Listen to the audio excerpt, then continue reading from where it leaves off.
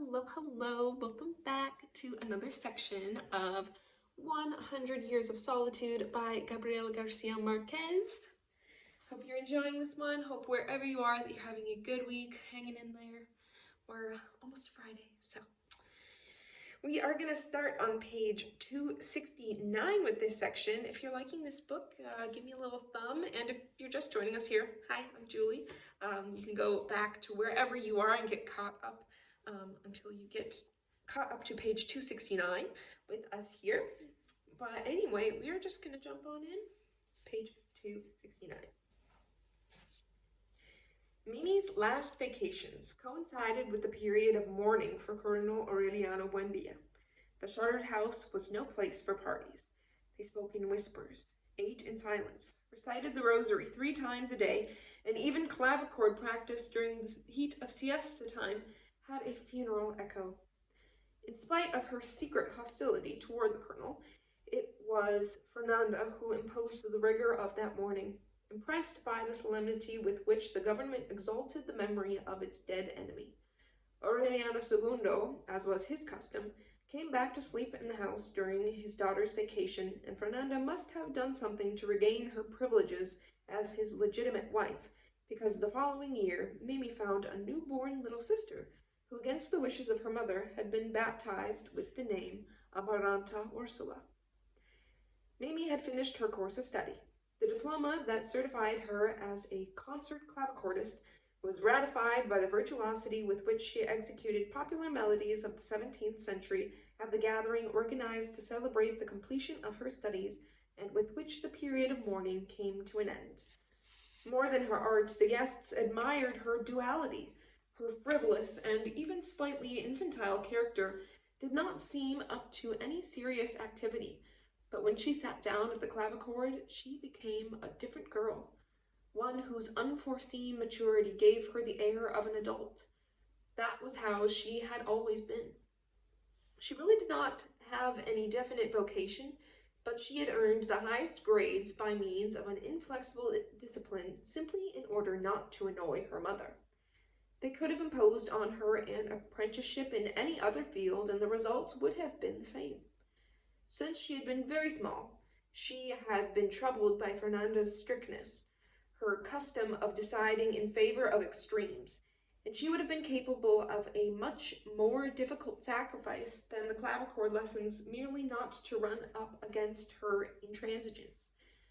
During the graduation ceremonies, she had the impression that the parchment with Gothic letters and illuminated capitals was freeing her from a compromise that she had accepted not so much out of obedience as out of convenience, and she thought that from then on not even the incessant Fernanda would worry any more about an instrument that even the nuns looked upon as a museum fossil.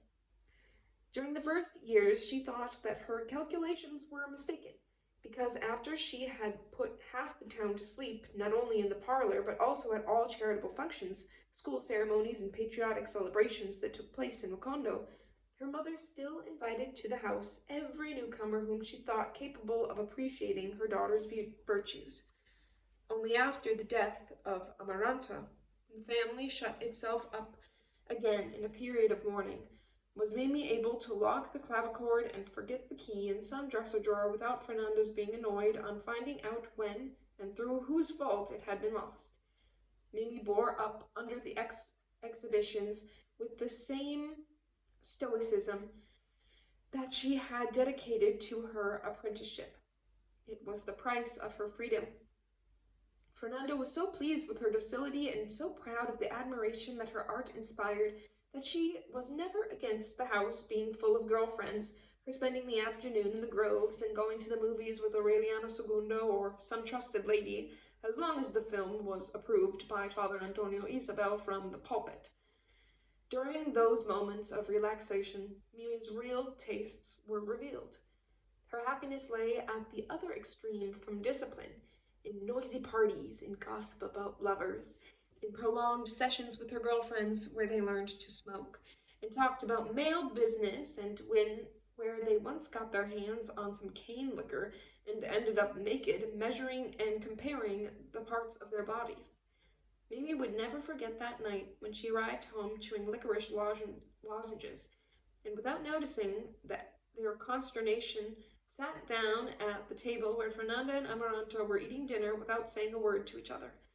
She had spent 2 tremendous hours in the bedroom of a girlfriend, weeping with laughter and fear, and beyond all crisis, she had found the rare feeling of bravery that she needed in order to run away from school and to tell her mother in one way or another that she could use the clavichord as an enema.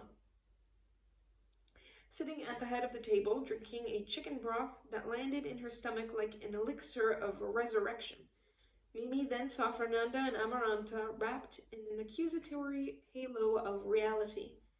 She had to make a great effort not to throw at them their prissiness, their poverty of spirit, their delusions of grandeur. From the time of her second vacation, she had known that her father was living at home only in order to keep up appearances, and knowing Fernanda as she did, and having arranged later to meet Petrocotes, she thought that her father was right. She also would have preferred being the daughter of the concubine. In the haziness of the alcohol, Mimi thought with pleasure about the scandal that would have taken place if she were to express her thoughts at that moment, and the intimate satisfaction of her roguishness was so intense that Fernanda noticed it. "What's the matter?" she asked. "Nothing," Mimi answered. "I was only now discovering how much I loved you both." Amaranta was startled by the obvious burden of hate that the declaration carried, but Fernanda felt so moved that she thought that she would go mad when Mimi awoke at midnight with her head splitting with pain and drowning in vomited gall. She gave her vial of castor oil, put compresses on her stomach and ice cubes on her head, and made her stay in bed for 5 days and follow the diet ordered by the new and outlandish French doctor, who, after examining her for more than 2 hours, reached the foggy conclusion that she had an ailment peculiar to women. Mimi had no other recourse but to bear up under it. Ursula, completely blind by then but still active and lucid, was the only one who guessed the exact diagnosis. "As far as I can see," she thought, "that's the same thing that happens to drunken people." But she not only rejected the idea, she reproached herself for the frivolity of her thought. Aureliano II felt a twinge of conscience when he saw Mimi's state of prostration, and he promised himself to take better care of her in the future. That was how the relationship of jolly comradeship was born between father and daughter, which freed him for a time from the bitter solitude of his revels, and freed her from Fernanda's watchful eye without necessity of provoking the domestic crisis that seemed inevitable by then. At that time, Aureliano II postponed any appointments in order to be with Mimi, to take her to the movies or the circus, and he spent the greater part of his idle time with her. In recent times, his annoyance with the absurd obesity that prevented him from tying his shoes, and his abusive satisfaction with all manners of appetites, had begun to sour his character. The discovery of his daughter restored his former joviality,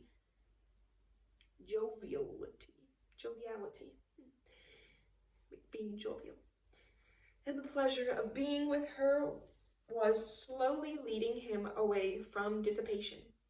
Mimi was entering a fruitful age.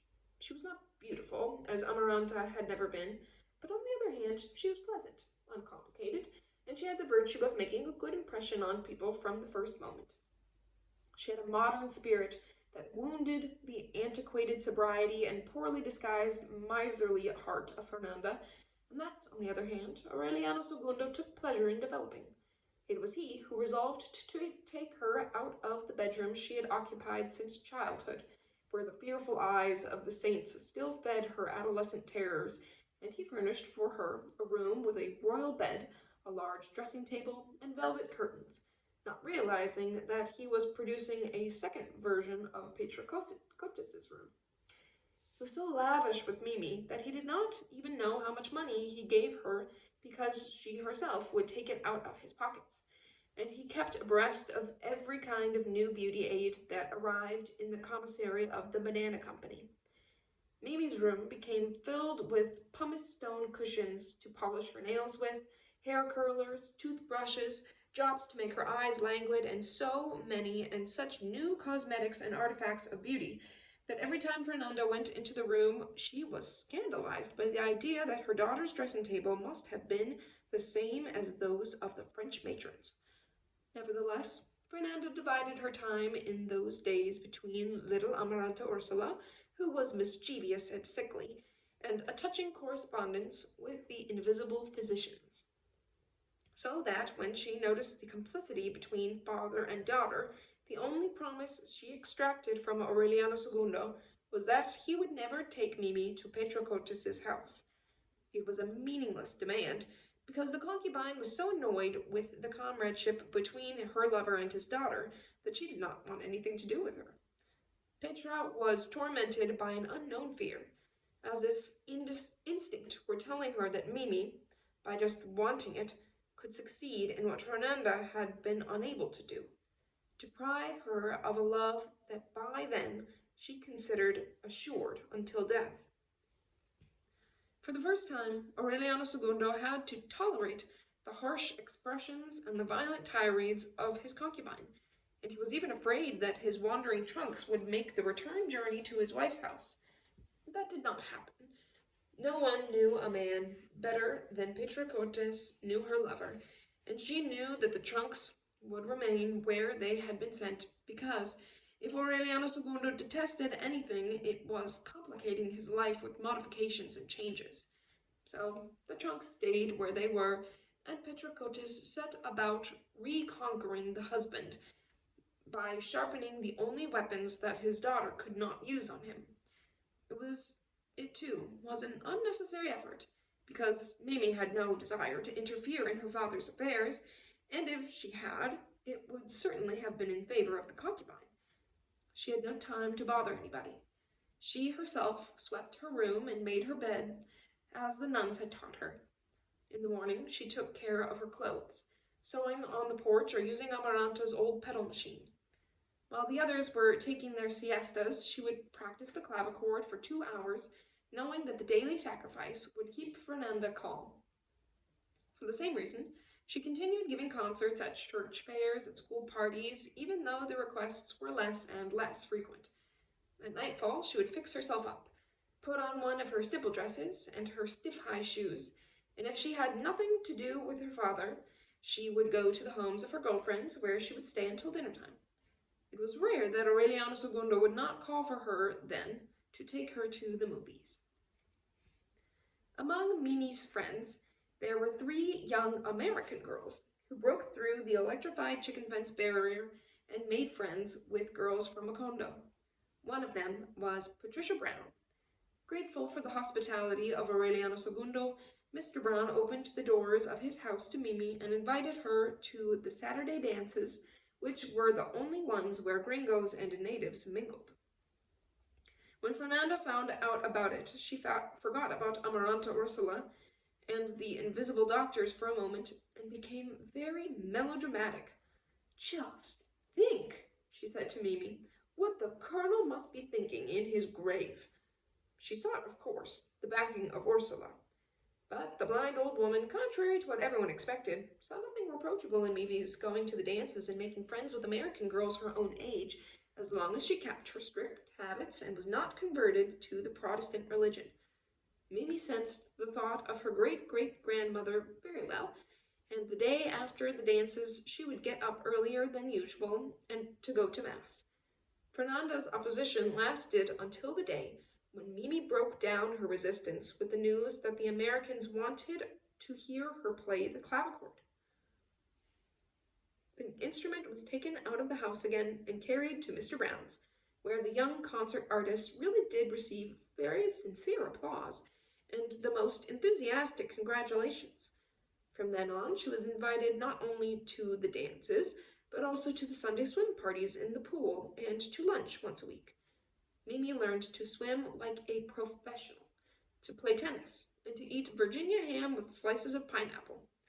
Among dances, swimming, and tennis, she soon found herself getting involved in the English language. Aureliano II was so enthusiastic over the progress of his daughter that from a traveling salesman he bought a 6-volume English encyclopedia with many color prints which Mimi read in her spare time. The reading occupied the attention that she had formerly given to gossip about sweethearts and the experimental retreats that she would go through with her girlfriends, not because it was imposed as discipline, but because she had lost all interest by then in talking about mysteries that were in the public domain. She looked back on the drunken episode as an infantile adventure, and it seemed so funny to her that she told Aureliano II about it, and he thought it was more amusing than she did. "If your mother only knew," he told her, doubling up with laughter, as he always said when he told her something in confidence. He had made her promise that she would let him know about her first love affair with the same confidence, and Mimi told him that she liked a red-headed American boy who had come to spend his vacation with his parents. "What do you know?" Aureliano II said, laughing. "If your mother only knew." But Mimi also told him that the boy had gone back to his country and had disappeared from sight. The maturity of her judgment ensured peace in the family. Aureliano II then devoted more time to Petrocotis, and although his body and soul no longer permitted him the debauches of days gone by, he lost no chance to arrange them and to dig out the accordion, which by then had some keys held in place by shoelaces. At home, Amaranta was weaving her interminable shroud, and Ursula dragged about in her decrepitude. Through the depths of the shadows, where the only thing that was still visible was the ghost of Jose Arcadio Buendia under the chestnut tree. Fernanda consolidated her authority. Her monthly letters to her son Jose Arcadio at that time did not carry a string of lies, and she hid from him only her correspondence with the invisible doctors who had diagnosed a benign tumor in her large intestine and were preparing her for a telepathic operation. It might have been said that peace and happiness reigned for a long time in the tired mansion of the Buendias, if it had not been for the sudden death of Amaranta, which caused a new uproar. It was an unexpected event. Although she was old and isolated from everyone, she still looked firm and upright, and with the health of a rock that she had always had. No one knew her thoughts since the afternoon on which she had given Colonel Gerinaldo Marquez his final rejection and shut herself up to weep. She was not seen to cry during the ascension to heaven of Remedios the Beauty, or over the extermination of the Aurelianos, or the death of Colonel Aureliano Buendia, who was the person she loved most in this world. Although she showed it only when they found his body under the chestnut tree, she helped pick up the body. She dressed him in his soldier's uniform, shaved him, combed his hair, and waxed his mustache better than he had ever done in his days of glory. No one thought that there was any love in that act, because they were accustomed to the familiarity of Amaranta with the rites of death. Fernanda was scandalized that she did not understand the relationship of Catholicism with life, but only its relationship with death. As if it were not a religion, but a compendium of funeral conventions. Amaranta was too wrapped up in the eggplant patch of her memories to understand those subtle apologetics. She had reached old age, with all of her nostalgias intact. When she listened to the waltzes of Pietro Crespi, she felt the same desire to weep that she had had in adolescence, as if time and harsh lessons had meant nothing.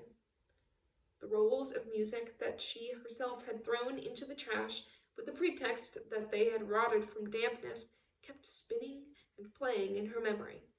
She had tried to sink them into the swampy passion that she allowed herself with her nephew Aureliano Jose, and she tried to take refuge in the calm and virile protection of Colonel Gerinaldo Marquez, But she had not been able to overcome them, not even with the most desperate act of her old age, when she would bathe the small Jose Arcadio 3 years before he was sent to the seminary, and caress him, not as a grandmother would have done with a grandchild, but as a woman would have done with a man, as it was said that the French matrons did, and as she had wanted to do with Pietro Crespi at the age of 14, when she saw him in his dancing tights, and with the magic wand with which he kept time to the metronome.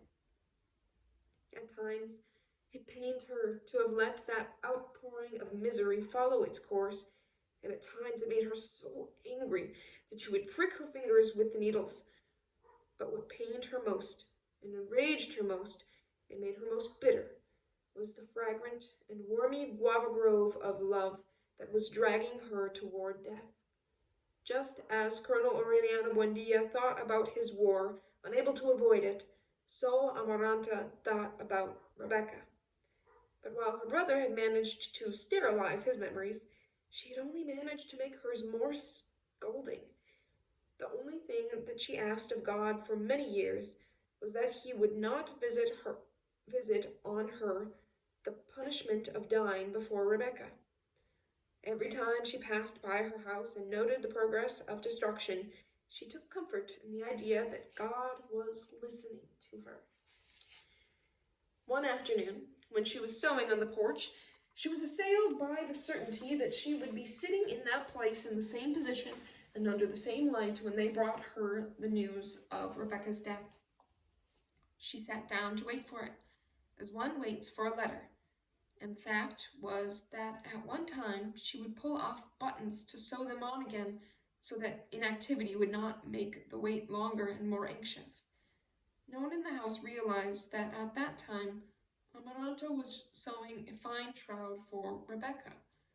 Later on, when Aureliano Triste told how he had seen her, changed into an apparition with leathery skin and a few golden threads on her skull, Amaranta was not surprised, because the spectre described was exactly what she had been imagining for some time. She had decided to restore Rebecca's corpse, to disguise with paraffin the damage to her face, and to make a wig for her from the hair of the saints. She would manufacture a beautiful corpse with the linen shroud and a plush-lined coffin with purple trim, and she would put it at the disposition of the worms with splendid funeral ceremonies. She worked out the plan with such hatred that it made her tremble to think about the scheme, which she would have carried out in exactly the same way if it had been done out of love, but she would not allow herself to become upset by the confusion, and went on perfecting the details so minutely that she came to be more than a specialist and was a virtuoso in the rites of death. The only thing that she did not keep in mind in her fearsome plan was that in spite of her pleas to God, she might die before Rebecca. That was, in fact, what happened. In the final moment, however, Amaranta did not feel frustrated, but on the contrary, free of all bitterness, because death had awarded her the privilege of announcing itself several years ahead of time. She saw it on one burning afternoon, sewing with her on the porch a short time after Mimi had left for school. She saw it because it was a woman dressed in blue with long hair, with a sort of antiquated look, and with a certain resemblance to Pilar Ternera during the time when she had helped with the chores in the kitchen. Fernando was present several times and did not see her, in spite of the fact that she was so real, so human, and on one occasion asked of Amaranta the favor of threading a needle. Death did not tell her when she was going to die, or whether her hour was assigned before that of Rebecca, but ordered her to begin sewing her own shroud on the next 6th of April. It is the 6th of April when I'm reading this. It's so crazy. She was authorized to make it as complicated and as fine as she wanted, but just as honestly executed as Rebecca's, and she was told that she would die without pain, fear, or bitterness at dusk on the day she finished it. Trying to waste the most time possible, Amaranta ordered some rough flax and spun the thread herself. She did it so carefully that the work alone took 4 years. Then she started sewing. As she got closer to the unavoidable end, she began to understand that only a miracle would allow her to prolong the work past Rebecca's death. But the very concentration gave her the calmness that she needed to accept the idea of frustration. It was then that she understood the vicious circle of Colonel Aureliano Buendia's little goldfishes. The world was reduced to the surface of her skin, and her inner self was safe from all bitterness. It pained her not to have had that revelation many years before, when it had still been possible to purify memories and reconstruct the universe under a new light and evoke without trembling Pietro Crespi's smell of lavender at dusk, and rescue Rebecca from her slough of misery, not out of hatred or out of love, but because of the measureless understanding of solitude.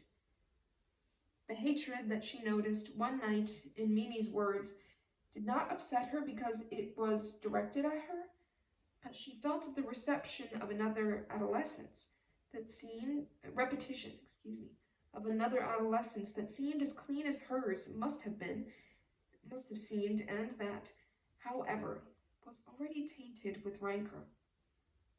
But by then, her acceptance of her fate was so deep that she was not even upset by the certainty that all possibilities of rectification were closed to her. Her only objective was to finish the shroud. Instead of slowing it down with useless detail as she had done in the beginning, she speeded up the work. 1 week before she calculated that she would take the last stitch on the night of February 4th, and without revealing the motives, she suggested to Mimi that she move up a clavichord concert that she had arranged for the day after, but the girl paid no attention to her. Amaranta then looked for a way to delay for 48 hours, and she even thought that death was giving her way because on the night of February 4th, a storm caused a breakdown at the power plant.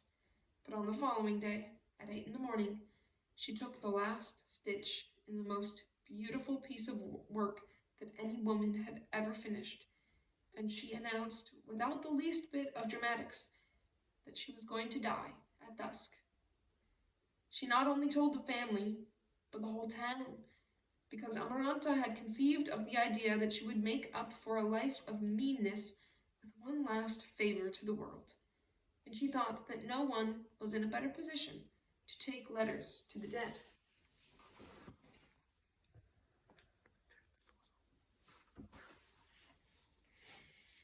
The news that Amaranta Buendia was sailing at dusk, carrying the mail of death, spread throughout Macondo before noon, and at 3 in the afternoon there was a whole carton full of letters in the parlor. Those who did not want to write gave Amaranta verbal messages, which she wrote down in a notebook with the name and the date of death of the recipient. "Don't worry," she told the senders. "The first thing I'll do when I get there is to ask for him and give him your message." It was farcical. Amaranta did not show any upset or the slightest sign of grief, and she even looked a bit rejuvenated by a duty accomplished. She was as straight and slim as ever.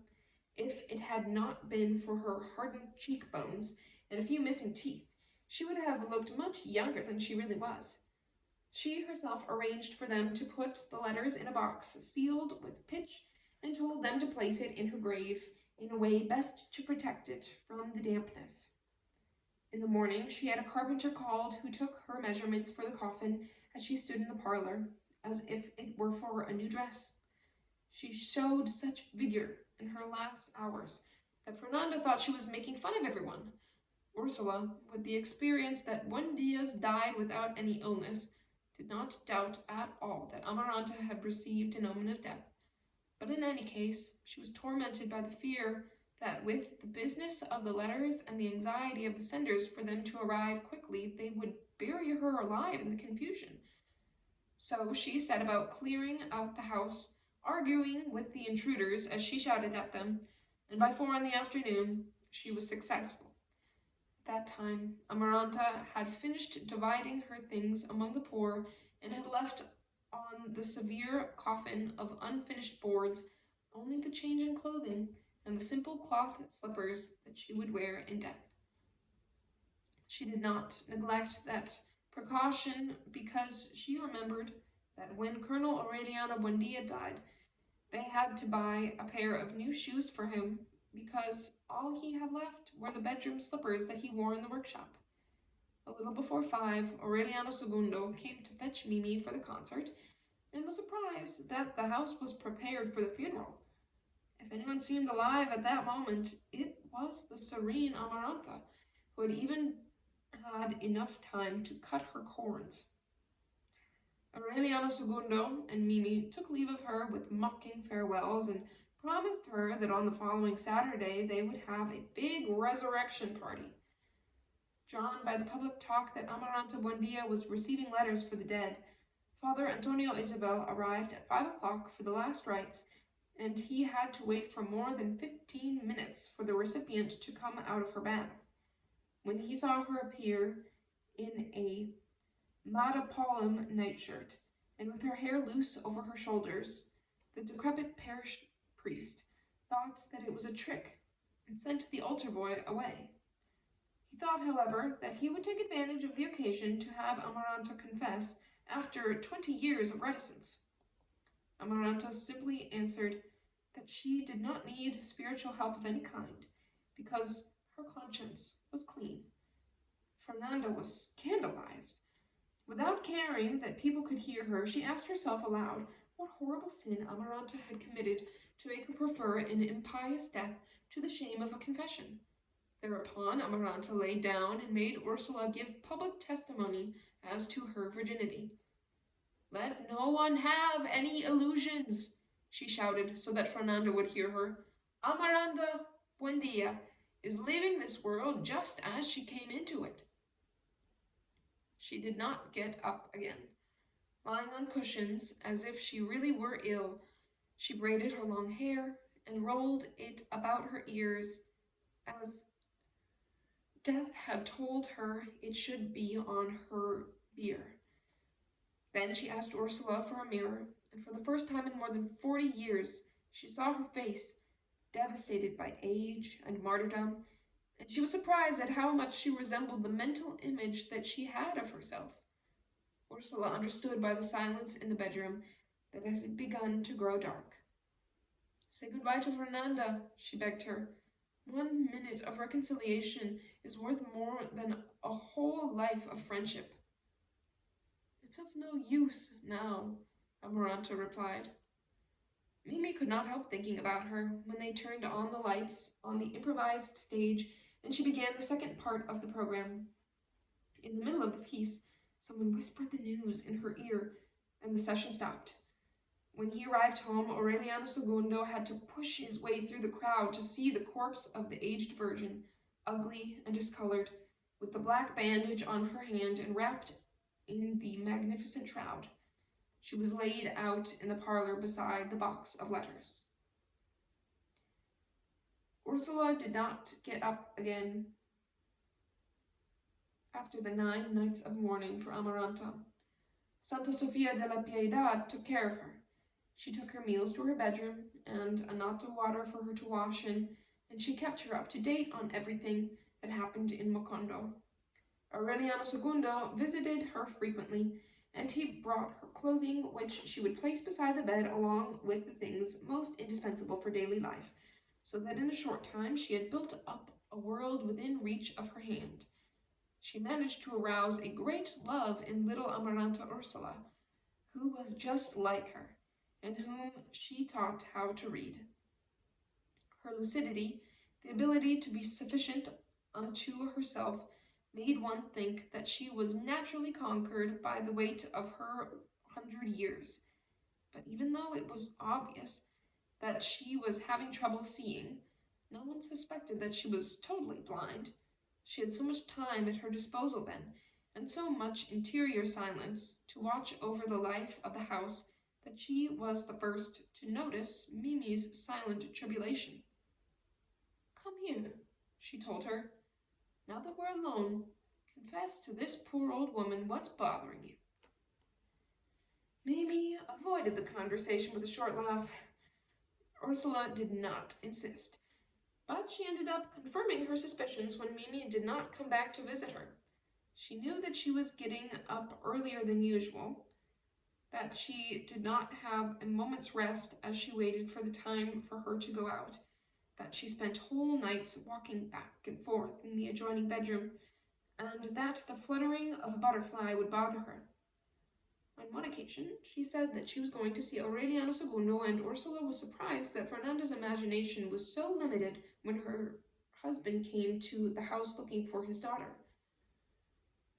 It was too obvious that Mimi was involved in secret matters, in pressing matters, in repressed anxieties, long before the night that Fernanda upset the house because she caught her kissing a man in the movies. Mimi was so wrapped up in herself at that time that she accused Ursula of having told on her. Actually, she told on herself. For a long time, she had been leaving a trail that would have awakened the most drowsy person, and it took Fernanda so long to discover it because she, too, was befogged by her relationship with the invisible doctors. Even so, she finally noticed the deep silences, the sudden outbursts, the changes in mood, and the contradictions of her daughter. She set about on a disguised but implacable vigilance. She let her go out with her girlfriends, as always.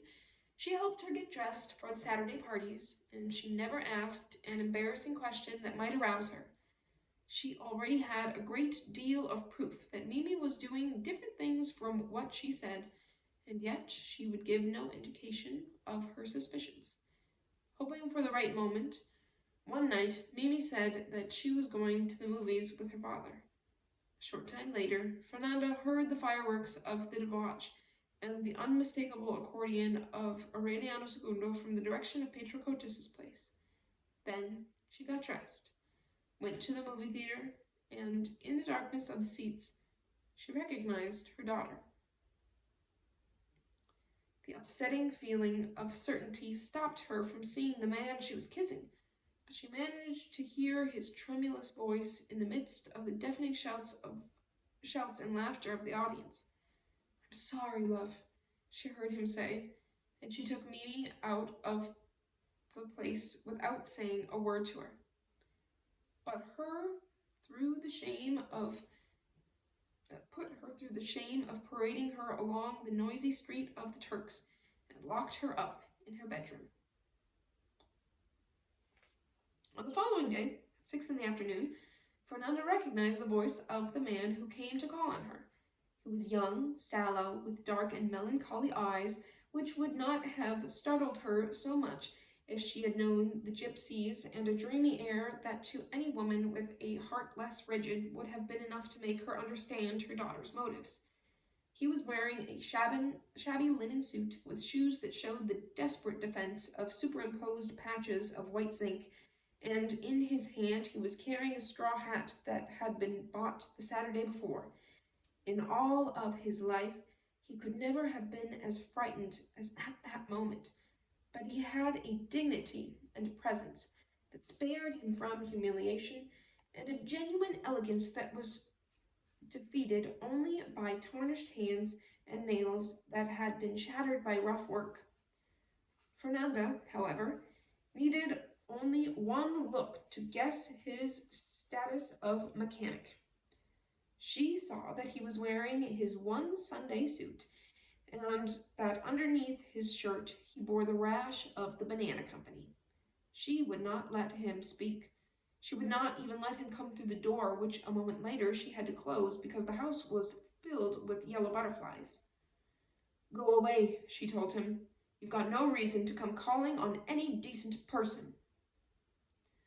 His name was Mauricio Babilonia.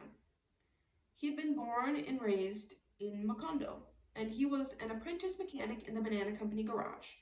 Mimi had met him by chance one afternoon when she went with Patricia Brown to get a car to take a drive through the groves. Since the chauffeur was sick, they assigned him to drive, to take them, and Mimi was finally able to satisfy her desire to sit next to the driver and see what he did. Unlike the regular chauffeur, Mauricio Babylonia gave her a practical lesson. That was during the time that Mimi was beginning to frequent Mr. Brown's house, and it was still considered improper for a lady to drive a car. She was so satisfied with the technical information that she did not see Mauricio Babylonia again for several months. Later on, she would remember that during the drive, her attention had been called to his masculine beauty, except for the coarseness of his hands, but that afterward she had mentioned to Patricia Brown that she had been bothered by his rather proud sense of security. The first Saturday that she went to the movies with her father, she saw Mauricio Babylonia again with his linen suit, sitting a few seats away from them, and she noticed that he was not paying much attention to the film in order to turn around and look at her. Mimi was bothered by the vulgarity of that. Afterward, Mauricio Babylonia came over to say hello to Aureliano II, and only then did Mimi find out that they knew each other because he had worked in Aureliano Triste's early power plant, and he treated her father with the air of an employee. The fact relieved the dislike that his pride had caused in her. They had never been alone together, nor had they spoken except in way of greeting. The night when she dreamed that he was saving her from a shipwreck, and she did not feel gratitude, but rage. It was as if she had given him the opportunity he was waiting for, since Mimi yearned for just the opposite, not only with Mauricio Babylonia, but with any other man who was interested in her.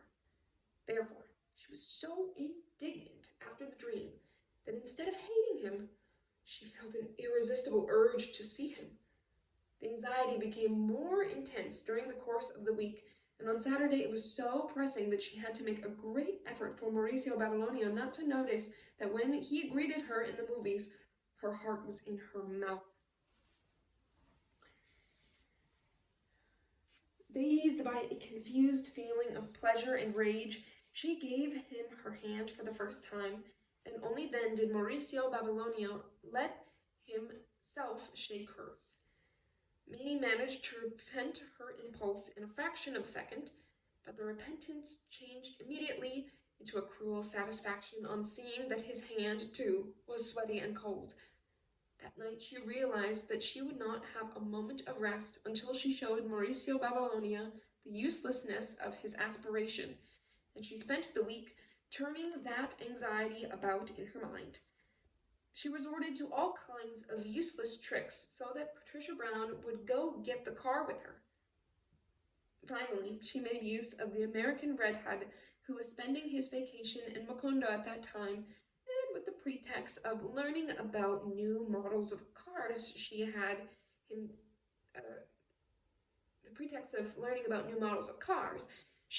take her to the garage. From the moment she saw him, Mimi let herself be deceived by herself and believed that what was really going on was that she could not bear the desire to be alone with Mauricio Babylonia. And she was made indignant by the certainty that he understood that when he saw her arrive.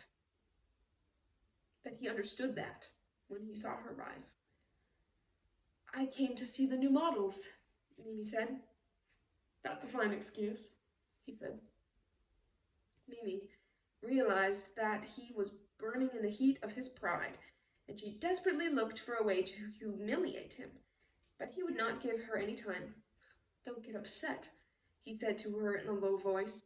It's not the first time that a woman has gone crazy over a man. She felt so defeated that she left the garage without seeing the new models, and she spent the night turning over in bed and weeping with indignation. The American redhead, who was really beginning to interest her, looked like a baby in diapers. It was then that she realized that The yellow butterflies preceded the appearances of Mauricio Babylonia. She had seen them before, especially over the garage, and she thought that they were drawn by the smell of paint. Once she had seen them fluttering about her head before she went into the movies. But when Mauricio Babylonia began to pursue her like a ghost that only she could identify in the crowd, she understood that the butterflies had something to do with him. Mauricio Babylonia was always in the audience at the concerts, at the movies, at High Mass, and she did not have to see him to know he was there, because the butterflies were always there. Once, Aureliano II became so impatient with the suffocating fluttering that she felt the impulse to confide her secret to him, as she had promised. But instinct told her that he would laugh, as usual, and say, "What would your mother say if she found out?" One morning, while she was pruning the roses, Fernanda let out a cry of fright, and had Mimi taken away from the spot where she was, which was the same place in the garden where Remedios the Beauty had gone up to heaven. She thought for an instant that the miracle was going to be repeated with her daughter, because she had been bothered by a sudden flapping of wings. It was the butterflies. Mimi saw them as if they had suddenly been born out of the light, and her heart gave a turn. At that moment, Mauricio Babylonia came in with a package that, according to what he said, was a present from Patricia Brown. Mimi swallowed her blush, absorbed her tribulation, and even managed a natural smile as she asked him the favor of leaving it on the railing because her hands were dirty from the garden. The only thing that Fernando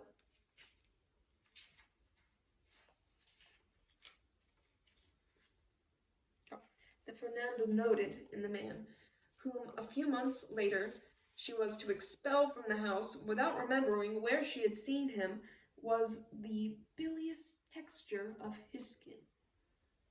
"He's a very strange man," Fernando said. "You can see in his face that he's going to die." Mimi thought that her mother had been impressed by the butterflies. When they finished pruning the rose bushes, she washed her hands and took the package to her bedroom to open it. It was a kind of Chinese toy, made up of 5 concentric boxes, and in the last one there was a card, laboriously inscribed by someone who could barely write. "We'll get together Saturday at the movies." Mimi felt with an aftershock that the box had been on the railing for a long time within reach of Fernando's curiosity, and although she was flattered by the audacity and ingenuity of Mauricio Babylonia, she was moved by his innocence and expecting that she would keep the date. Mimi knew at that time that Aureliano II had an appointment on Saturday night. Nevertheless, the fire of anxiety burned her so much during the course of the week that on Saturday she convinced her father to leave her alone in the theater and come back for her after the show. A nocturnal butterfly fluttered about her head while the lights were on, and then it happened. When the lights went out, Mauricio Babylonia sat down beside her. Mimi felt herself splashing in a bog of hesitation from which she could only be rescued, as had occurred in her dreams, by that man smelling of grease, whom she could barely see in the shadows. "If you hadn't come," he said, "you never would have seen me again." Mimi felt the weight of his hand on her knee, and she knew that they were both arriving at the other side of abandonment at that instant. "What shocks me about you," she said, smiling, "is that you always say exactly what you shouldn't be saying." She lost her mind over him. She could not sleep, and she lost her appetite and sank so deeply into solitude that even her father became an annoyance. She worked out an intricate web of false dates to throw Fernanda off the track, lost sight of her girlfriends, leaped over conventions to be with Mauricio Babylonia at any time and at any place. At first, his crudeness bothered her. The first time that they were alone on the deserted fields behind the garage, he pulled her mercilessly into an animal state that left her exhausted. It took her time to realize that it was also a form of tenderness, and it was then that she lost her calm and lived only for him, upset by the desire to sink into his stupefying odor of grease washed off by lye. A short time before the death of Amaranta, she suddenly stumbled into an open space of lucidity within the madness, and she trembled before the uncertainty of the future. Then she heard about a woman who made predictions from cards and went to see her in secret. It was Pilar Ternera. As soon as Pilar saw her come in, she was aware of Mimi's hidden motives. "Sit down," she told her. "I don't need cards to tell the future of a buen dia." Mimi did not know, and never would know, that the centenarian witch was her great-grandmother. Nor would she have believed it after the aggressive realism with which she revealed to her that the anxiety of falling in love could not find repose except in bed. It was the same point of view as Mauricio Babilonia's, but Mimi resisted believing it because underneath it all she imagined that it had been inspired by the poor judgment of a mechanic. She thought then that love on one side was defeating love on the other, because it was characteristic of men to deny hunger once their appetites were satisfied. Pilar Ternera not only cleared up that mistake, she also offered the old canopied bed where she had conceived Arcadio, Mimi's grandfather, and where afterward she conceived Aureliano Jose. She also taught her how to avoid an unwanted conception by means of the evaporation of mustard plasters, and gave her recipes for potions that, in case of trouble, could expel even the remorse of conscience. That interview instilled in Mimi the same feeling of bravery that she had felt on the drunken evening. Amaranta's death, however, obliged her to postpone the decision. While the 9 nights lasted, she did not once leave the side of Mauricio Babilonia, who mingled with the crowd that invaded the house. Then came the long period of mourning and the obligatory withdrawal, and they separated for a time.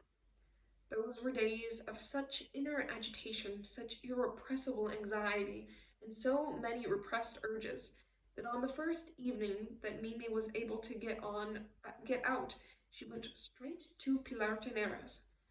She surrendered to Mauricio Babilonia without resistance, without shyness, without formalities, and with a vocation that was so fluid and an intuition that was so wise that a more suspicious man than hers would have confused them with obvious experience. They made love twice a week for more than 3 months, protected by the innocent complicity of Aureliano II, who believed without suspicion in her daughter's alibis simply in order to set her free from her mother's rigidity. On the night that Fernanda surprised them in the movies, Aureliano II felt weighted down by the burden of his conscience, and he visited Mimi in the bedroom where Fernanda kept her locked up, trusting that she would reveal to him the confidences that she owed him. But Mimi denied everything. She was so sure of herself, so anchored in her solitude, that Aureliano II had the impression that no link existed between them anymore, that the comradeship and the complicity were nothing but an illusion of the past. He thought of speaking to Mauricio Babilonia, thinking that his authority as his former boss would make him desist from his plans. But Petracotis convinced him that it was a woman's business, so he was left floating in a limbo of indecision, barely sustained by the hope that the confinement would put an end to his daughter's troubles. Mimi showed no signs of affliction. On the contrary, from the next room, Ursula perceived the peaceful rhythm of her sleep, the serenity of her tasks, the order of her meals, and the good health of her digestion. The only thing that intrigued Ursula after almost 2 months of punishment was that Mimi did not take a bath in the morning like everyone else, but at 7 in the evening. Once she thought of warning her about the scorpions, but Mimi was so distant, convinced that she had given her away, that she preferred not to disturb her with the impertinences of a great-great-grandmother. The yellow butterflies would invade the house at dusk. Every night, on her way back from her bath, Mimi would find a desperate Fernanda killing butterflies with an insecticide bomb. "This is terrible," she would say. "All my life they told me that butterflies at night bring bad luck." One night, while Mimi was in the bathroom, Fernanda went into her bedroom by chance, and there were so many butterflies that she could scarcely breathe. She grabbed for the nearest piece of cloth to shoo them away, and her heart froze with terror as she connected her daughter's evening baths with the mustard plasters that rolled onto the floor. She did not wait for an opportune moment as she had the first time. On the following day, she invited the new mayor to lunch. Like her, he had come down from the Highlands, and she asked him to station a guard in the backyard because she had the impression that hens were being stolen. That night, the guard brought down Mauricio Babylonia as he was lifting up the tiles to get into the bathroom where Mimi was waiting for him, naked and trembling with love among the scorpions and butterflies as she had done almost every night for the past few months. A bullet lodged in his spinal column, reduced him to his bed for the rest of his life. He died of old age, in solitude, without a moan, without a protest, without a single moment of betrayal, tormented by memories and by the yellow butterflies who did not give him a moment's peace, and ostracized as a chicken thief. And that is the end of this section. A little longer one here, but I hope you did enjoy, and I will catch you in the next section. Bye.